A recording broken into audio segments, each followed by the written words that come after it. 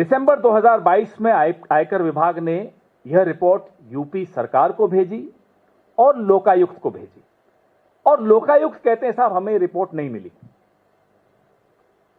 आप लोगों को तो तुरंत सुबह मैसेज आ जाता है, सुना है 12-15 एंकर्स के साथ कॉन कॉल भी होती, कॉन्फ्रेंस कॉल होती है कि आज राहुल गांधी पर यह हमला बोलना है, आज नेहरू जी के लिए यह बोलना है। लेकिन 254 पेज की रिपोर्ट भारत सरकार के आयकर विभाग द्वारा उत्तर प्रदेश सरकार और लोकायुक्त को भेजी जाए और लोकायुक्त को मिले ही नहीं, यह भी चमत्कार यहीं हो सकता है। मोदी है तो मुमकिन है, यहीं संभव है ये।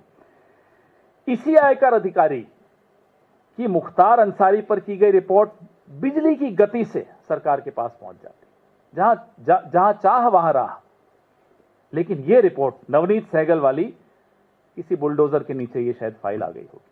बुलडोजर बहुत चलते हैं यूपी में। आगे की बेशर्मी देखिए, जिस घोटाले की जांच होनी चाहिए थी, जिसको प्रदेश में भ्रष्टाचार के प्रसार के लिए कटघरे में खड़ा करना चाहिए था, उसको रिटायरमेंट के कुछ दिनों में बाइज्जत आप लोगों पे कंट्रोल करने के लिए, आप लोगों में से कुछ हमारे साथी हैं जिनको करोड़ों की सैलरी पे अपॉइंट करने का काम दिया गया, प्रसार भारती का चेयरमैन बनाया गया। यहां भी खैर काफी कांड हैं, यहां की बातें और कभी बताएंगे आपको क्या क्या हुआ।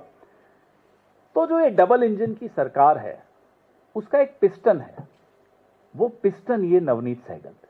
अब इससे साबित होता है महत्वपूर्ण थे। पिस्टन तो हर इंजन का बहुत महत्वपूर्ण हिस्सा होता है।